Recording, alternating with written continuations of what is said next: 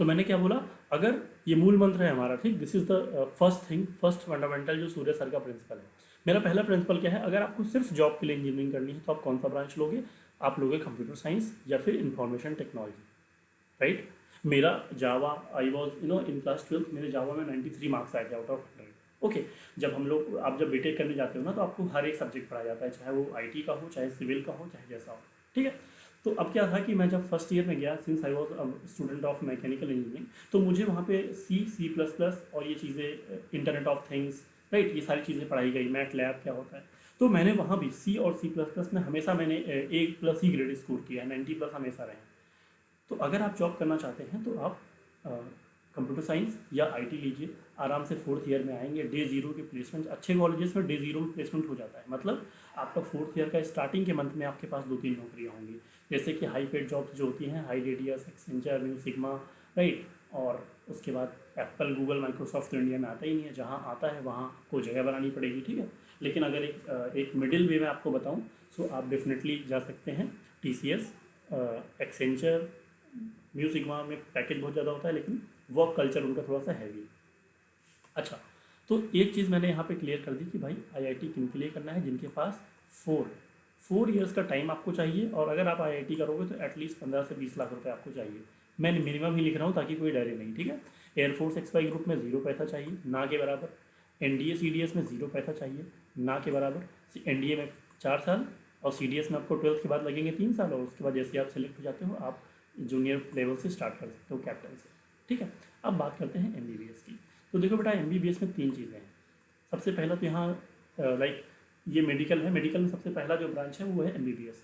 यहाँ पर आपको 5 सालों का टाइम लगेगा, एटलीस्ट मैंने बताया था 30 से 35 लाख का आपको फी पे करना पड़ेगा, यह the time format is 5 years. लेकिन सिर्फ 5 सालों वाला एमबीबीएस ही नहीं, मैं आपको कुछ ऐसे भी कोर्सेज बता दे रहा हूँ।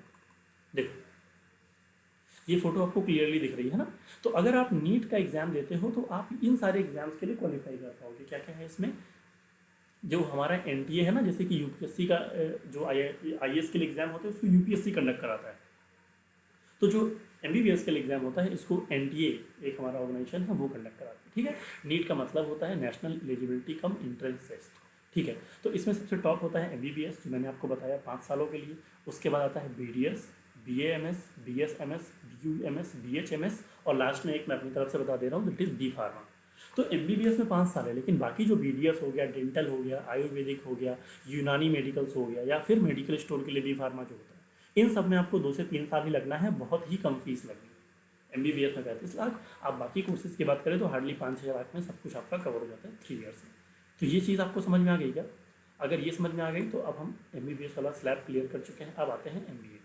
देखिए, एमबीए जो होता है लल्लू कॉलेज से भी होता है, वहाँ से नहीं करना है। You have to complete MBA इधर फ्रॉम आईआईएम। पहले आपको उसके लिए बीकॉम करना पड़ेगा या बीटेक करना पड़ेगा, ठीक है। तो या तो आप आईआईएम में जाके एमबीए करोगे, ओके। और आईएम के बाद अगर आपका आईएम में नहीं हो पाता है तो कुछ कॉलेजेस हैं जहाँ से आप एमबीए प्रेफर कर सकते हो, लेकिन आईएम के एमबीए की जो फीस होती है वो एटलीस्ट आपको 16-17 लाख रुपए इन्वेस्ट करने पड़ेंगे for 2 years. For how many years? For 2 years. MBA करने के बाद बहुत सारे बच्चे क्या करते हैं, सिम कार्ड बेचने का जॉब करते हैं। मजाक कर रहा हूँ, कहने का मतलब है कि एमबीए करने के बाद लोग कहाँ हायर होते हैं, एयरटेल में, जियो में, और क्या करते हैं वो लोग, सेल्स टारगेट करते रहते हैं। तो आप मत करो। अगर आप इंजीनियरिंग सिर्फ जॉब के लिए कर रहे हो तो सिर्फ सीएस से करो, ना मिले तो छोड़ देना इंजीनियरिंग, ठीक है। उसके बाद आता है एमबीए। बहुत पैसे लगते हैं, जॉब प्राइवेट जॉब ही मिलता है, कभी गवर्नमेंट जॉब नहीं लगेगा, रेयरली लगता है। उसके लिए अब बच्चे फोकस कर ही नहीं पाते। वहाँ पर एक नया स्ट्रीम है, वहाँ पर आपको कॉलेजेस में बड़ा मजा आएगा, राइट। लड़के लड़कियाँ साथ में लंच डिनर करेंगे, आप उसी में खो जाओगे तो खो जाओगे। तो एमबीए। अच्छा, आईएलटीएस की बात जो मैंने करी है, IELTS is for the foreign examination. आप चाहते हैं अगर अपनी इंग्लिश को इम्प्रूव करना तो आपको एक आईएलटीएस का एग्जाम देना होता है, वो आपको इंग्लिश का एक सर्टिफिकेट देता है ताकि आप किसी भी कंट्री में जाके वहाँ की ग्रेजुएशन कर सकें। अगर आप इंडिया से मास्टर्स करके अमेरिका जाके अगर आप अपना कोई मेडिकल का, आपने मान लीजिए यहाँ से डेंटल का मास्टर्स किया, आप चले गए फॉरेन, आप वहाँ चाहते हैं कि अपना डेंटल का हॉस्पिटल खोल लें, तो आपको फिर से वहाँ मास्टर्स डिग्री लेनी पड़ेगी, और उसके लिए ये सब एग्जाम्स होते हैं।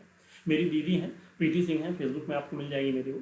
तो she is having 2 dental clinics in America. Like my Jiya ji जो थे वो अमेरिका में ही वेल सेटल्ड हैं, और वो आईआईटी के प्रोडक्ट थे, राइट। तो वहाँ जब गई तो उन्होंने मुझे बताया कि बेटा मुझे रातों रात पढ़ना पड़ता है, I am having kind of dark circles in my eyes, लेकिन उसके बाद क्या हुआ, जब उन्होंने थोड़ी मेहनत कर ली, आज उनके पास 2 हॉस्पिटल हैं, 2